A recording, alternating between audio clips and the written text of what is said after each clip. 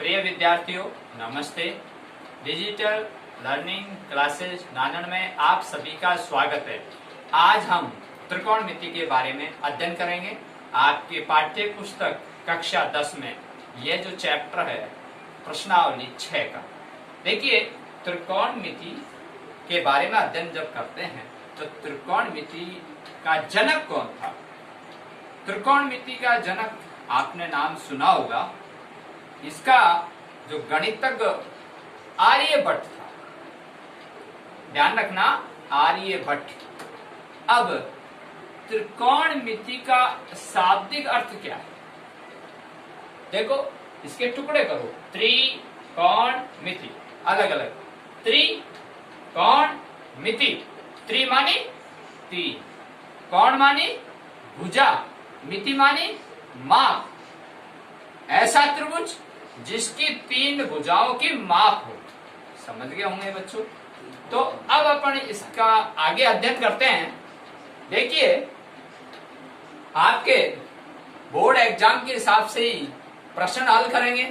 पहले अपन पूर्व बेसिक ज्ञान जो आपने कक्षा 9 पे पढ़ के आए थे, लेकिन आजकल जो एनसीईआरटी की बुक आई है उसमें ये प्रश्नावली नहीं है, लेकिन आप तो पढ़ के आए हैं, तो आपने वहां पढ़ा था। तो देखिए, आप इसका शाब्दिक अर्थ तो जान गए। अब अपन यहाँ ये त्रिभुज है, आपने वहां त्रिभुजों के बारे में पढ़ा था। त्रिभुज तीन प्रकार के होते हैं। त्रिभुज तीन प्रकार के होते हैं।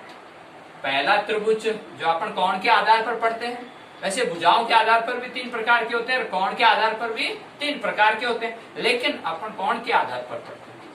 समकोण त्रिभुज जो 90 डिग्री का, न्यून कोण त्रिभुज जो 90 डिग्री से कम होता है, अधिक कोण त्रिभुज जो 90 डिग्री से अधिक होता है। प्यारे बच्चों, यहाँ अपन त्रिकोणमिति पढ़ रहे हैं, तो त्रिकोणमिति में जब इस तरह का अपन चिन्ह लगा देते हैं, ये समकोण का चिन्ह है। जब ये समकोण का चिन्ह है तो ये समकोण त्रिभुज हो गया। अब देखिए, इधर जो वाला है, यहां अपन कोण मानते हैं या थीटा लिखते हैं, वो एक मापन इकाई है कोण। यहाँ जो थीटा है, इसके जस्ट सामने की भुजा हमेशा क्या होती है बच्चों? लंब। ये लंब। और समकोण होता है और उसके जस्ट सामने की भुजा में से क्या होती है बच्चों? कर्ण। और बाकी बचा आधार। ठीक है बच्चों? अब आपने रेखा गणित में पाइथागोरस प्रमेय पढ़ी थी और वहां लिखा हुआ था कि दो भुजाओं का योग तीसरी भुजा के बराबर होता है। क्या? दो भुजाओं का योग तीसरी भुजा के बराबर होता है। तो देखिए बच्चों, यहाँ पाइथागोरस की प्रमेय के आधार पर देखते हैं।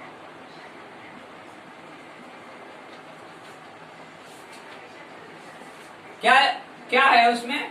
कर्ण स्क्वायर बराबर लंब स्क्वायर प्लस आधार स्क्वायर। अब आपके समझ में आया होगा। दो भुजाएं बच्चों, लंब ये रही, प्लस आधार स्क्वायर ये आधार, दोनों भुजाओं का योग बराबर कर्ण स्क्वायर, ये कर्ण। तो हो गया ना पाइथागोरस चिन्ह। अब आगे बढ़ते हैं।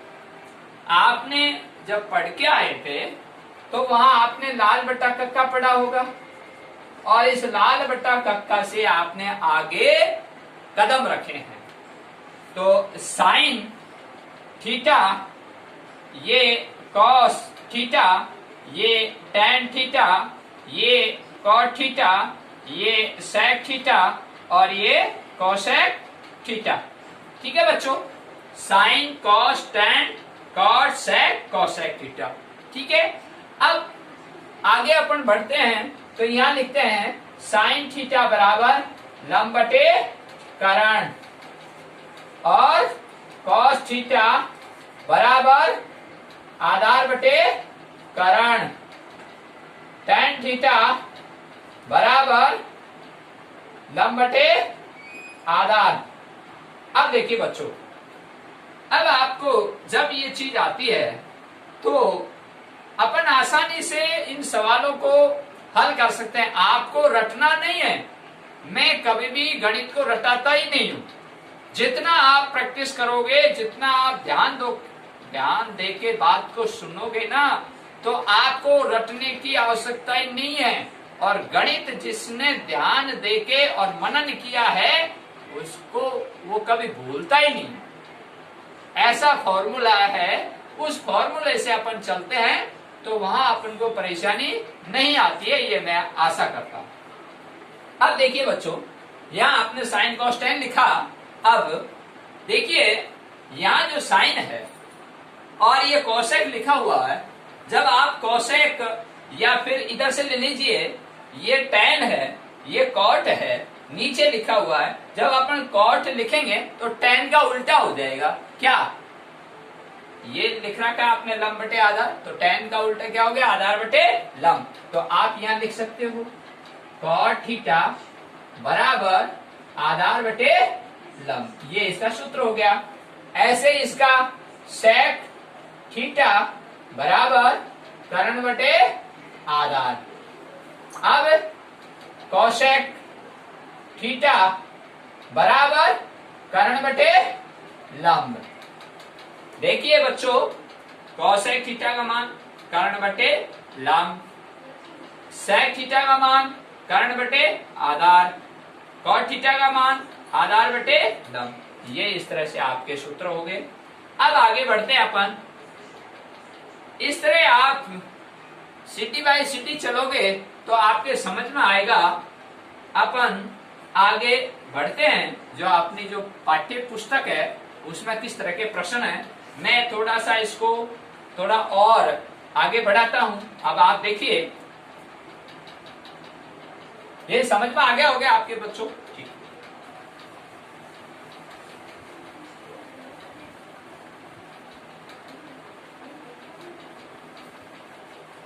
ये आपके सूत्र हैं।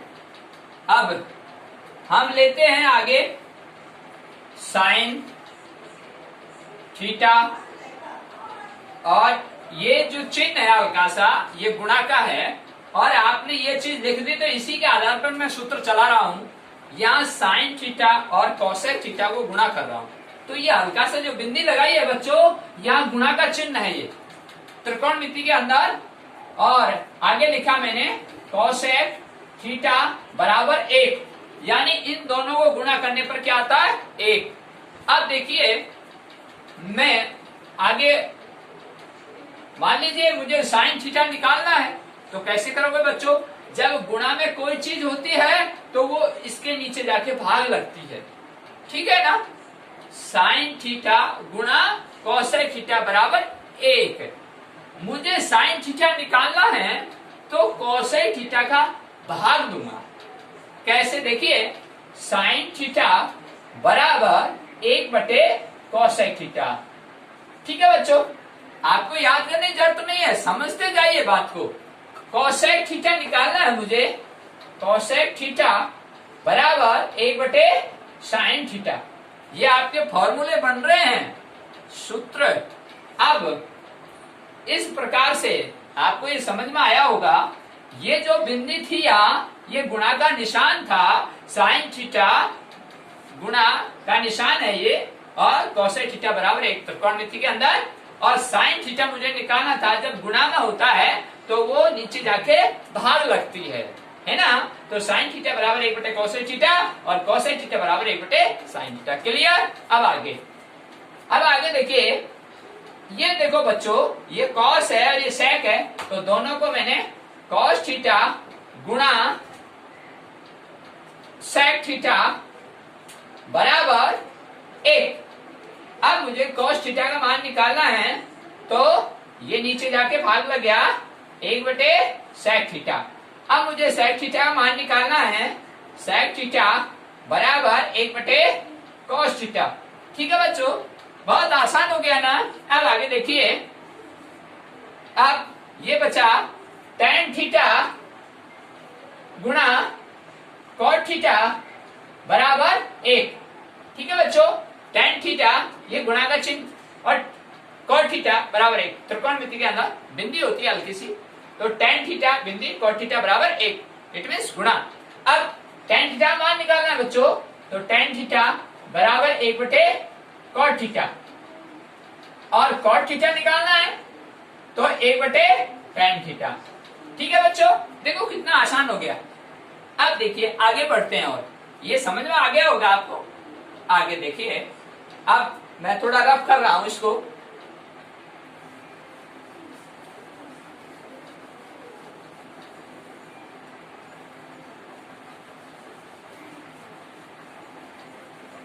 इस चीज को नहीं भूलना है आपको। लाल बटा कक्का अगर आपके दिमाग में बैठ गया, और ये जो सीक्वेंस है sine cos tan cot sec cosec, अगर ये आपके दिमाग में इस सीक्वेंस बैठ गई और इस विधि से आपने सवाल शुरू कर दिया, तो मैं आपको पूर्ण विश्वास के साथ कहता हूं आपका एक भी सवाल गलत नहीं होगा बोर्ड परीक्षा 2021 में। अब देखिए आगे बढ़ते हैं हम। आगे अपन ने यहां tan थीटा बराबर क्या होता है, साइन बटे कॉस। tan थीटा बराबर साइन थीटा बटे कॉस। और देखिए बच्चों, जब आप tan थीटा बराबर साइन बटे कॉस पढ़ते हैं तो tan का उल्टा क्या होता है बच्चों, कॉट। तो यहां लिखेंगे बच्चों कॉट थीटा बराबर, इसका उल्टा कर दो, कॉस थीटा बटे साइन थीटा। ठीक है ना, कितना आसान हो गया। tan थीटा बराबर साइन बटे कॉस ये रहा, और tan बराबर साइन बटे कॉस थीटा। अब मुझे कॉट थीटा निकालना है, तो ये कॉस थीटा किसका, tan थीटा का उल्टा हो गया ना, कॉस बटे साइन। ओके, अब आगे देखते हैं। आगे और फार्मूले हैं इसमें, किस तरह से बनाना है। अब देखिए ये आपने यहां तक, अब मुझे देखिए sine square theta plus cos square theta बराबर 1। ठीक है, अब देखिए बच्चों ये sign square theta plus cos square theta ये रहा, तो अब मुझे सूत्र साइन स्क्वायर थीटा निकालना है बच्चों। तो पक्षांतरण आपने पढ़े थे बीजगणित में, तो 1 माइनस कॉस स्क्वायर थीटा। अगर मान लीजिए मुझे कॉस स्क्वायर थीटा निकालना है तो 1 minus sine square theta. Okay, देखिए sine square theta plus cos square theta बराबर 1। अब मुझे साइन स्क्वायर थीटा निकालना है, तो इसको पक्षांतरण कर दें, प्लस है इधर माइनस हो गया। अब मुझे कॉस स्क्वायर थीटा निकालना है, तो अब किसको करना है, साइन को, तो साइन को इधर किया 1 माइनस साइन स्क्वायर थीटा। कोई परेशानी नहीं। अब आगे बढ़ते हैं। हाँ देखिए बच्चों, अब मैं आपको आगे विस्तार से देखिए और फॉर्मूले हैं, आपको ये चीज नहीं मिटानी, आपको ये तो आप इसी के आधार पर आगे बढ़ते हैं अपन। तो क्या क्या पढ़ा अपन ने, sine square plus cos square, फिर अपन ने पढ़ा था कि tan रह गया। अब बच्चों देखिए 1 प्लस tan स्क्वायर थीटा बराबर, अब देखो tan का उल्टा कॉट है, तो यहाँ बराबर में कॉट तो आगा नहीं, तो अगला sec स्क्वायर थीटा। ठीक है बच्चों, ये ध्यान रखना है, बहुत आसान एकदम। अब देखिए या अब आप तो सोच रहे होंगे गुरुजी को तो याद है इसलिए आसान बता दिया। अरे बच्चों आप प्रैक्टिस करो, आप बहुत अच्छे काम करोगे, बहुत ही अच्छे, मेरे से भी अच्छे काम करोगे, लेकिन आप अपने आप में विश्वास तो रखो, लगन और मेहनत चाहिए। देखिए बच्चों 1 प्लस tan स्क्वायर थीटा बराबर sec स्क्वायर थीटा। अब एक यहां रखा और मैंने इसको पक्षांतरण किया, sec स्क्वायर थीटा प्लस है बच्चों माइनस tan स्क्वायर थीटा। ठीक है, अब मुझे मान लीजिए tan निकालना है, तो ये लो बच्चों tan स्क्वायर थीटा बराबर sec स्क्वायर थीटा, ये बच्चों प्लस में तो इधर गया माइनस में। ओके, अब आगे देखिए, sine square plus cos square theta बराबर 1 प्लस टेन स्क्वायर थीटा बराबर सेक स्क्वायर थीटा। अब ये आ गया, ये आ गया, ये आ गया, ये आ गया, अब ये नहीं आया। ठीक है, तो अब लिखेंगे बच्चों 1 प्लस कॉट स्क्वायर थीटा बराबर कॉसेक स्क्वायर थीटा, क्योंकि यही तो बचा था लास्ट में। तो क्या दिक्कत आई, सारे सूत्र बन गए, तो ये लास्ट में बचा था, ये आ गया। अब मुझे क्या करना, 1 निकालो और कॉसेक स्क्वायर थीटा। अब बच्चों इधर पक्षांतर माइनस हो गया प्लस का, कॉट स्क्वायर थीटा। अब कॉसेक स्क्वायर निकालना है आपको, सॉरी कॉसेक तो निकला हुआ है लेकिन कॉट निकालना है, तो कॉट स्क्वायर थीटा बराबर कॉसेक स्क्वायर थीटा माइनस का 1, ये इस पर पक्षांतर किया -1 हो गया, और इस तरह से अपने सूत्र कंप्लीट। अब देखिए अपन 4 एग्जाम्पल लेंगे और उन एग्जाम्पल जो उदाहरण अपन हल करेंगे उनमें इन सूत्रों की सहायता से अपन हल कर सकते हैं। देखिए प्यारे बच्चों, आपको जल्दबाजी नहीं करनी है। ऐसे सवालों में मैंने आपको एक बार ही ये बात समझाई थी 9th में भी, और अब दोबारा बता रहा हूं, ये जो लाल बटा कक्का है इसको मत भूलना आप। अगर आपने इसको भूल गए और इसकी सीक्वेंस है sine cos tan cot sec cosec, बस ये आपके दिमाग में है तो आप कोई सा सवाल गलत नहीं कर सकते। अब देखिए बच्चों, अब अपन सारणी लेते हैं और उस सारणी की सहायता से किस तरह से प्रश्नों को हल करते हैं। हाँ देखिए बच्चों, अब आगे अपन जो लाल बटा कक्का का अध्ययन किया, अब अपन त्रिकोणमिति में आगे सारणी का किस तरह से उपयोग करते हैं, और सारणी की सहायता से अगर आपको सारणी बनाना आ गया और सारणी को रटना नहीं है, मैं तो कोई से सवाल या कोई प्रश्नावली या कोई सा भी चैप्टर में कोई भी सवाल रटने को नहीं बोलता। मैं आपको हमेशा यही बोलता हूं, आप जितना प्रैक्टिस करेंगे, आप जितना पेन चलाओगे, आप जितना अधिक से अधिक उदाहरण हल करोगे, आप जितना वीडियो को बार बार देखोगे, आप जितना किताब खोल के उन उदाहरणों को आप बार बार लिखने का प्रयास, हल करने का प्रयास करोगे, तो आपके दिमाग में कंप्यूटर की तरह दौड़ेगी। ये बिल्कुल पूर्ण विश्वास है, लेकिन मेहनत चाहिए। अब देखिए बच्चों, मैं पूरी कोशिश कर रहा हूं और ये सारणी जो आपको बनानी है एकदम एक जादू ट्रिक। अब वो जादू ट्रिक क्या है, देखिए सबसे पहले हम यहां इस तरह से लाइन खींचते हैं।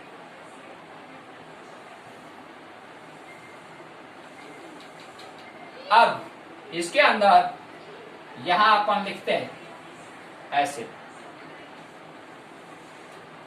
यहां देखिए, यहां त्रिकोणमिति के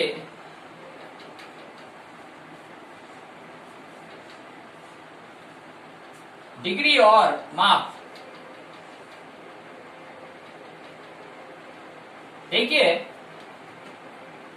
त्रिकोणमिति के डिग्री और माप किस तरह से लिखने हैं, अनुपात।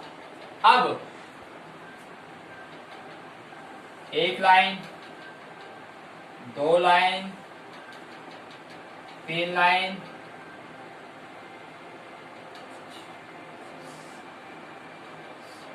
एक लाइन और कम।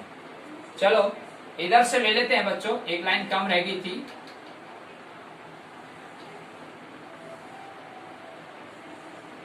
मैं इसको हल्का सा मिटा के यहां लिख रहा हूं क्योंकि एक लाइन कम रह गई थी अपनी।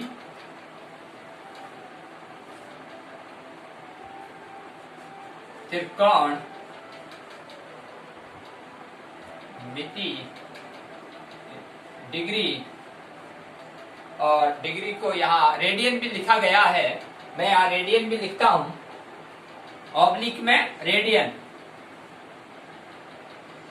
त्रिकोणमितीय अनुपात डिग्री और रेडियन अथवा में रेडियन। अब देखिए बच्चों, त्रिकोणमिति के जो अनुपात होते हैं, जो मापन की इकाई है वो क्या है, साइन थीटा, फिर कॉस थीटा, फिर टैन थीटा, फिर कॉट थीटा, उसके बाद सेक थीटा, और सेक थीटा के बाद बच्चों कॉसेक थीटा। अब देखिए आपने इतना काम किया और इस तरह से आप लाइन खींचते हैं।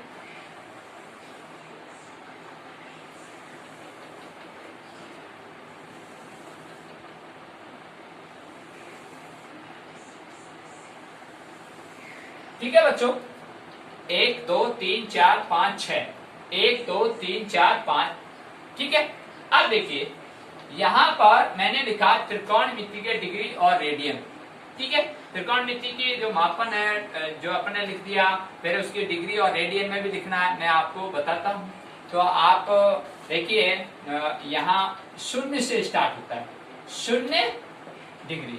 ठीक है, अब उसके बाद में 30 डिग्री, फिर उसके बाद में 45 डिग्री, फिर उसके बाद में 60 डिग्री, फिर उसके बाद में 90 डिग्री।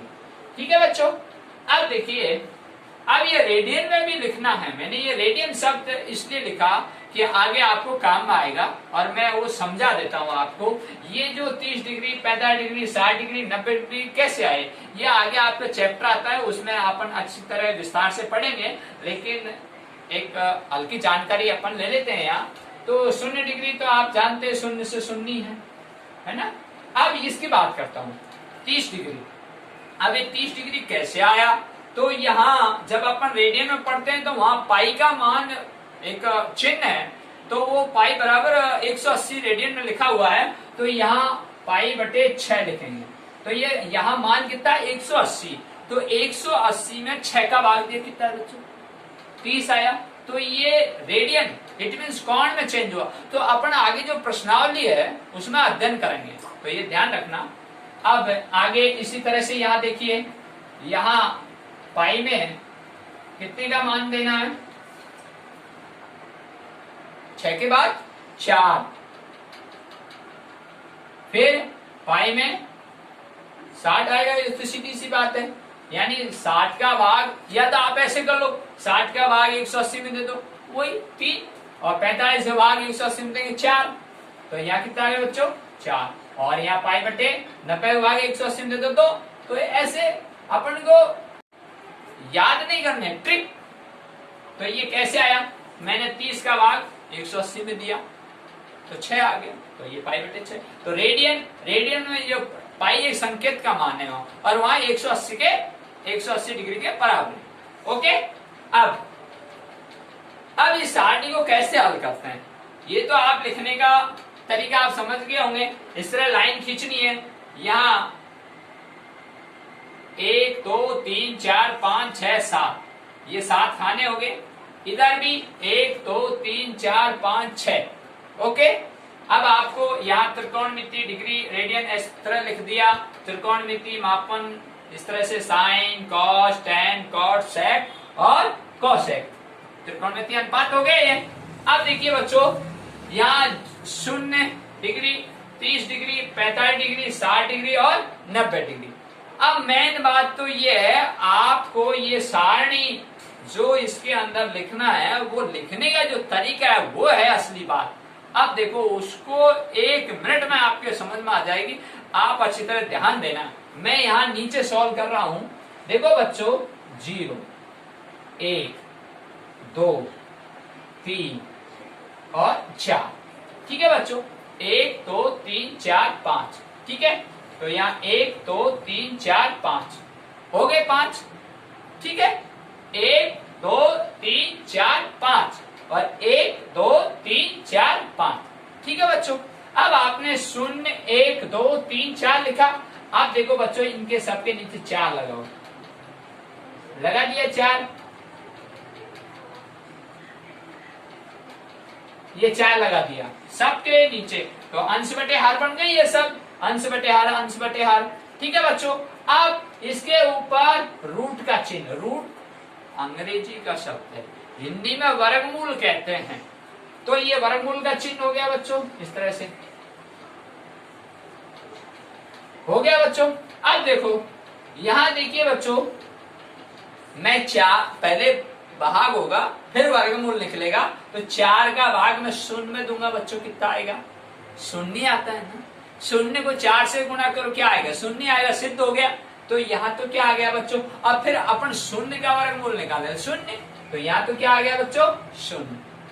अब देखिए इसकी बात करते हैं, इसकी बात करते हैं, तो यहाँ 1/4 है, तो 1 का वर्गमूल लो, कितना आता है? 1 को 1000 बार गुणा करो तो कितना आता है? 1 ही आता है। तो हमेशा 1 का वर्गमूल 1। तो आप डायरेक्ट यहां लिख सकते हो, शून्य और इसका 1 और ये 4 का वर्गमूल लिया, कितना आ गया? 2। तो 1/2 हो गया बच्चों ये, ठीक है। अब इसके बाद अब देखो यहाँ 1/2 हो गया ना, ये शून्य इसका आ गया, 1/2 इसका आ गया। अब देखो बच्चों आगे वाला, आगे वाले में देखो यहां मैंने 2 है, यहाँ 4 है, तो ये छोटा रूप कर लेते हैं, ठीक है। तो 2 1 2, 2 दूनी 4, ठीक है बच्चों। अब 1 का वर्गमूल लेंगे तो 1 आ जाएगा, तो यहाँ हो गया 1, ठीक है। और यहाँ 2 का अपन वर्गमूल करेंगे तो 2 का वर्गमूल नहीं होता है, तो √2 ही आ जाता है, उसके चिन्ह लग जाता है। तो यहाँ हो गया 1/√2, ठीक है बच्चों। अब आगे देखिए, यहाँ 3 है, यहाँ 4 है, तो यहाँ ये भाग तो नहीं जा रहा, ना छोटा रूप हो रहा, तो बच्चों देखिए √3 का वर्गमूल करेंगे तो √3 हो जाएगा, और 4 का करेंगे तो 2 हो जाएगा, ठीक है ना बच्चों। तो √3/2।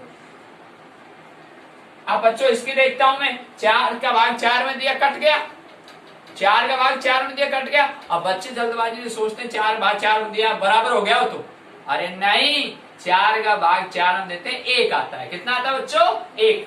और 1 आया यहाँ, तो 1 का वर्गमूल लिया तो 1, तो इसका क्या आ गया? 1।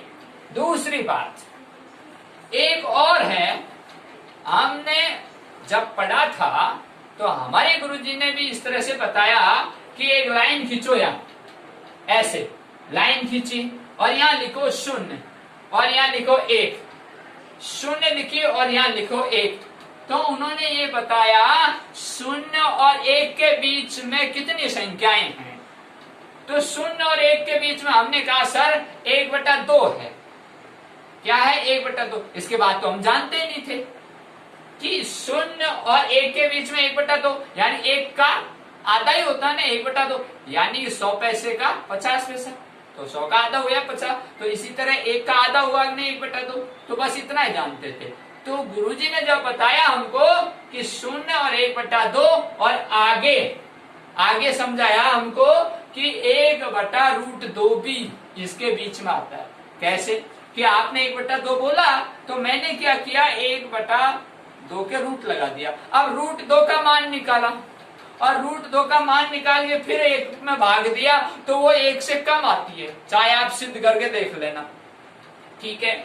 दूसरी बात फिर उन्होंने बताई कि 1/√2 हो गया, फिर आगे बोला कि √3 1 2 और गिनती में आगे 3 आ गया, तो √3 का मान निकालो और √3 का मान निकाल के फिर उसमें 2 का भाग दो, 1 से कम आएगी, चाहे आप करके देख लेना। तो इस तरह से हमको उन्होंने समझाया 0 से लेकर 1/2। तो ये प्रक्रिया थोड़ी सी लंबी लगी, हमें थोड़ी कठिन लगी, तो हमने सोचा कि छोटा रूप कर लेते हैं और सरल भाषा में अगर बच्चों को समझ में आए तो बहुत अच्छी बात है। तो हमने तो प्रयास करते हैं आगे बच्चों को अच्छी तरह से समझ में आए, तो इस विधि ये मुझे अच्छी लगी, तो मैंने 0 1 2 3 4 लिखा बच्चों, 1 2 3 4 5, 1 2 3 4 5 खंड है, ठीक है बच्चों। मैंने इनमें 4 का भाग दिया, ठीक है बच्चों। अब इसमें भाग जा रहा है, 4 का भाग 0 में तो 0 आता है, तो 0 और 0 का वर्गमूल लिया 0, तो ये आ गया। फिर 1/4, 1/4, 4 का भाग 1 में नहीं जा रहा, तो 1 का वर्गमूल 1, 4 का वर्गमूल 2, तो 1/2 ये रहा। फिर आगे बच्चों 2/4, इसका छोटा रूट कर लिया, 2 एकम 2, 2 दूनी 4, दोनों में 2 का भाग गया तो 1/2 आ गया। 1 का वर्गमूल 1 और 2 का वर्गमूल नहीं निकला तो √2 लगा दिया, ये रहा। अब आगे बच्चों √3 का वर्गमूल नहीं निकला तो √3 लिख दिया, और 4 का निकला तो 2, तो 2 लिख दिया। फिर बच्चों 4 का भाग 4 में दिया, एक बार 1 का वर्गमूल लिया 1 और ये आ गया। ठीक है, तो ये अपने को यहां तक, ये जब ये लाइन आपने क्लियर कर ली तो अब आपको आसानी से ये सारणी बन गई, बिल्कुल 100% बन गई। अब देखो, आप देखो यहां से लिखो, इसको यहां लिखो बच्चों 1, फिर इसको यहां लिखो √3/2, फिर इसको यहां लिखो 1/√2, फिर इसको यहां लिखो 1/2, फिर इसको यहां लिखो, ऐसे लिख दिया ना, ये हो गया। इस तरह से आपने पहली लाइन लिखी, आप दूसरी लाइन लिख दी। आप तीसरी लाइन पे चलो। अब तीसरी लाइन पे जब आपने लाल बट्टा कक्का पढ़ा था तो मैंने वहां लिखा था tan थीटा बराबर sin/cos, लिखा था ना। अब देखिए बच्चों, या cos का भाग साइन में देना है, क्योंकि आपने पढ़ा था tan थीटा बराबर sin/cos, तो इसका भाग इसमें देना है, सीधी सी बात है। अब देखो tan आ जाएगा, 1 का भाग 0 में देते हैं तो कितना आता है 0, कितना आता है बच्चों 0। देखो अभी अभी आपने यहाँ 4 का भाग 0 में दिया तो 0, कभी भी संख्या का 0 में भाग देने पर, संख्या का 0 में भाग देने पर हमेशा क्या आता है 0, तो यहाँ क्या आया 0। ठीक है बच्चों, अब आगे इसका भाग इसमें देना। अब आपको सर ये भाग कैसे देते हैं, या 1/2 है या √3/2 है, कोई टेंशन नहीं। देखो 1/2 लिखा और इसके नीचे √3/2, ऐसे तो लिखते हैं ना, ये लिख रखा बटा में, तो ये बटा में लिख दिया। अब बच्चों जब अपन इसका भाग देते हैं तो चिन्ह बदल जाते हैं, भाग का चिन्ह गुणा में, जब गुणा में चिन्ह बदल गया तो संख्या भी बदल जाती है। देखो 1/2 भाग का चिन्ह गुणा में और संख्या पलट गई तो 2/√3, और 2 से 2 कट गया और 1/√3, तो यहाँ क्या आ गया 1/√3। ठीक है बच्चों, अब देखो मैं थोड़ा इसको मिटा रहा हूं क्योंकि आपको दिखेगा नहीं, इसलिए यहाँ लिख रहा हूं, बड़े ध्यान से देखना, सारणी में आनंद आएगा। अब देखिए ये हो गया बच्चों, ये हो गया, इसका भाग इसमें दिया, ये प्राप्त हुआ, समझ में आया। अब देखो आगे इसका भाग इसमें देना है ना, 1/√2 बटा 1/√2, तो बच्चों वही बात, भाग का चिन्ह गुणा में तो संख्या पलट गई, 1/√2 गुणा √2/1, ये इससे कट गया, 1 से 1 कट गया। ओहो सर ये तो कुछ नहीं बचा, अरे नहीं 1 बचा, √2 से रूट कट गया एक बार, 1 से 1 कट गया 1, तो उत्तर क्या हुआ 1, तो यहाँ क्या आ गया 1, ये ध्यान देने की बात है।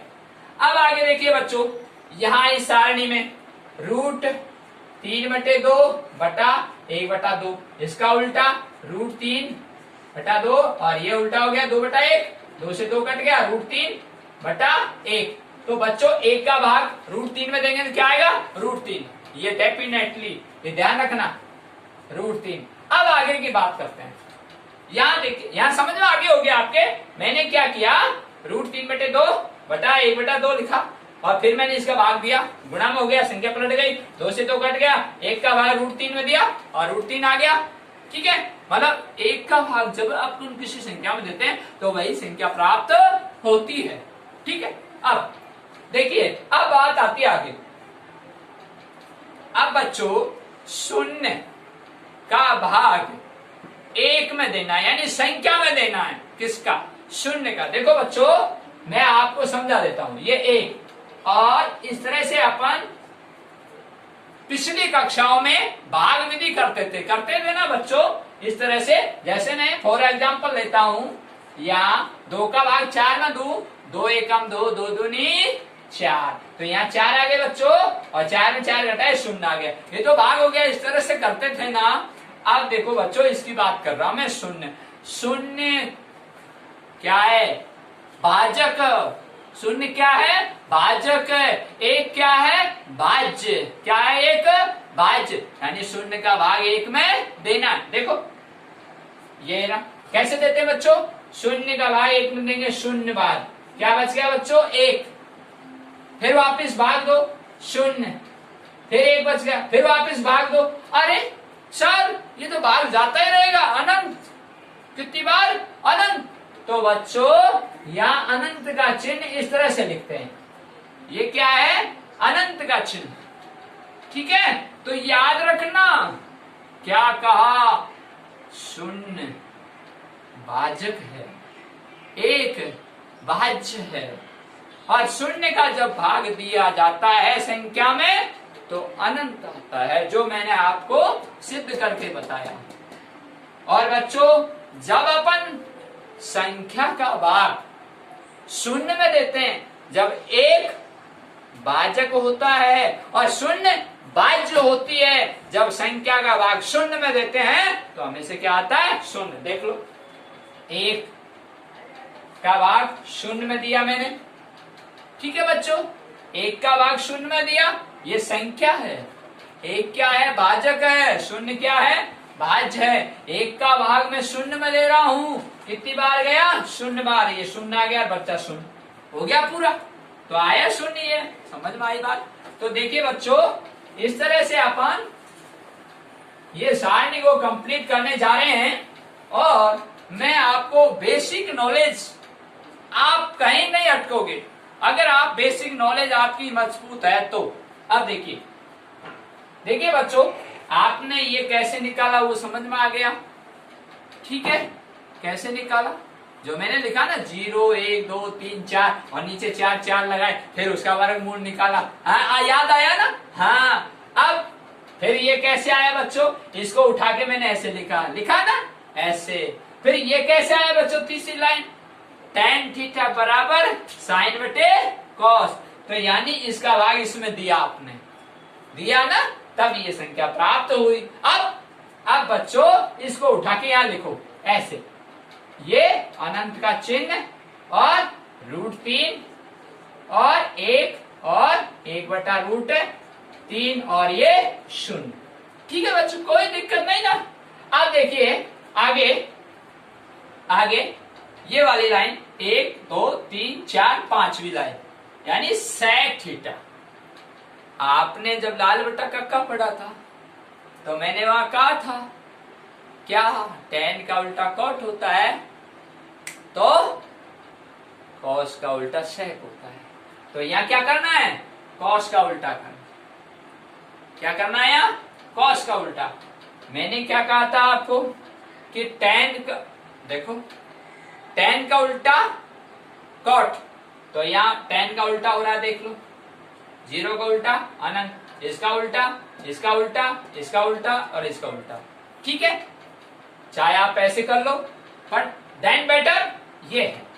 इसको उठा के यहां लिखा, इसको उठा के यहां लिखा, इसको उठा के यहां लिखा, इसको उठा के यहां लिखा। अब बात आती है sec थीटा की, अगली। अब आपको भूलना नहीं है, sec थीटा, sec थीटा ये cos थीटा का उल्टा है। तो cos ही रहा। जब अपन लाल बटा कक्का पढ़ते हैं तो sign, cos, tan, cot, sec, cos, तो वहां cos का उल्टा sec, sec का उल्टा cos। तो cos का उल्टा कर दो, इसका उल्टा करना है cos का, तो 1 का उल्टा 1 और इसका उल्टा 2/√3 और इसका उल्टा √2, इसका उल्टा 2। और बेटा यहां गलती करते थे काफी बार बच्चे, शून्य का उल्टा शून्य नहीं होता है, वहां तो अनंत होता है। क्या होता है? अनंत। ठीक है, इस तरह से। और अब आपको कोसेक, वही साइन का उल्टा कर दो। ठीक है, तो शून्य का उल्टा अनंत हो जाए, या देन बेटर, सबसे अच्छा तरीका, और इसको उठा के यहां लिखो, ये अनंत और ये 2, ये √2 और ये 2/√3 और ये 1, और ये आपकी सारणी कंप्लीट। देखो बच्चों कितना अच्छा आनंद आया आपको, आपने कितनी सरल विधि से इस त्रिकोणमिति की जो सारणी है उसको आसान बना दिया आपने। और इससे संबंधित जो प्रश्न आते हैं बोर्ड परीक्षा में, मैं अब फॉर एग्जाम्पल लेता हूं। आगे देखिए बच्चों, मैं अब आपको बोला कि उदाहरण लिख रहा हूं, tan square 60 degree plus 3 cos square 30 degree का मान ज्ञात करो। ये इस तरह का प्रश्न आता है आपके एग्जाम में। क्या लिखा बच्चों? tan square 60 degree plus 3 cos square 30 degree का मान ज्ञात कीजिए। अब देखिए बच्चों, आपने सारणी बनाई, आपने बहुत अच्छा काम कर लिया, और आपके जो ये प्रश्न बोर्ड परीक्षा में आते हैं ना, एक भी सवाल गलत नहीं होंगे। जो मैंने आपको जिस विधि से आपको समझाया है उसी विधि से अगर आप बोर्ड एग्जाम में करते हैं तो 100% आपका एक भी प्रश्न गलत नहीं होगा। अब देखिए ये प्रश्न, यहाँ tan square 60 degree plus 3 cos square 30 degree का मान ज्ञात कीजिए। देखिए बच्चों, यहाँ tan स्क्वायर लिखा हुआ है, आप घबराना मत। tan स्क्वायर, सर यहाँ tan स्क्वायर है ही नहीं, घबराओ मत बच्चों। यहाँ tan 60 देखो, पहले ये tan लिख रखा और ये 60 लिख रखा, और सीधा जाइए ये √3, ये tan सीधा और ये 60 इसके नीचे, ये tan और ये 60, ये √3, और यहाँ लिखिए बच्चों √3। अब स्क्वायर की बात, मैंने कहा घबराना नहीं है, स्क्वायर का मतलब इसके ऊपर स्क्वायर लगा दो, बस हो गया काम। अब आगे चिन्ह किसका है? प्लस का। अब बच्चों 3 आ गया तो यहाँ 3 लिख दो। अब बच्चों यहाँ किसका चिन्ह है? किसी का चिन्ह नहीं है, घबराओ मत आप, किसी का चिन्ह नहीं है तो घबराओ मत। आगे क्या लिखा है? cos square. Sir cos square तो है नहीं, अरे नहीं, cos स्क्वायर नहीं है तो आप टेंशन नहीं लें, आप cos 30 डिग्री पकड़ो, ये cos और ये 30 डिग्री, ठीक है बच्चों, ये cos और ये 30 डिग्री। नीचे आइए, ये cos और ये 30 डिग्री, ये 30 डिग्री का मान क्या है बच्चों? √3/2। तो स्क्वायर का मतलब कोष्टक लगाओ और स्क्वायर करो, ठीक है। अब देखो बच्चों, इसको मैं हल कर रहा हूं, अब मैं इस सारणी को मिटा रहा हूं, ऊपर हल करूंगा, आपको दिखेगा नहीं इसलिए।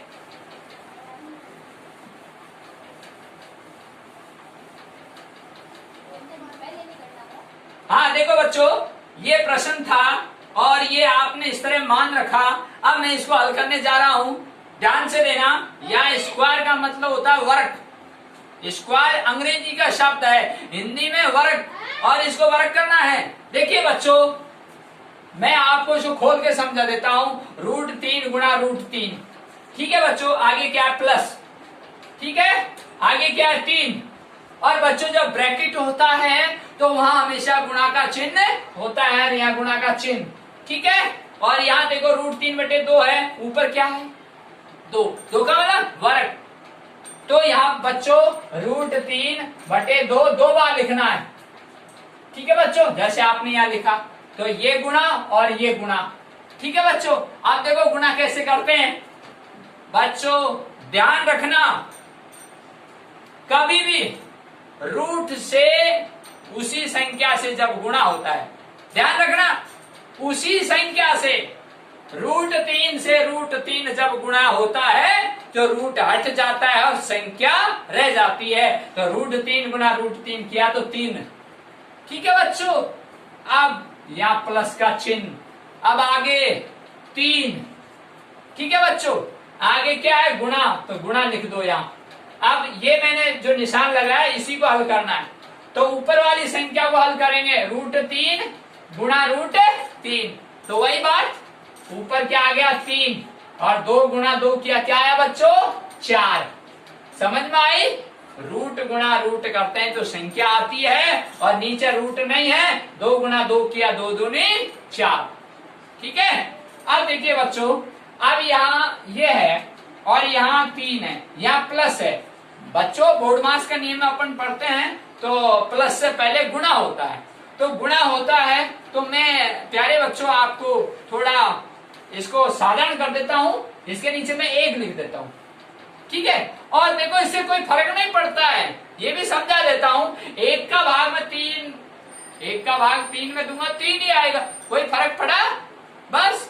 तो मैंने आपको सरल विधि हो जाएगी, और 3 गुणा 3 करो, 4 गुणा 1 करो, तो यहाँ 3 प्लस 3 गुणा 3 करो 9, और 4 गुणा 1 करो 4। कितना आसान हो गया बच्चों, है ना। अब देखो बच्चों, अब ये 3 है, ये प्लस है 9/4।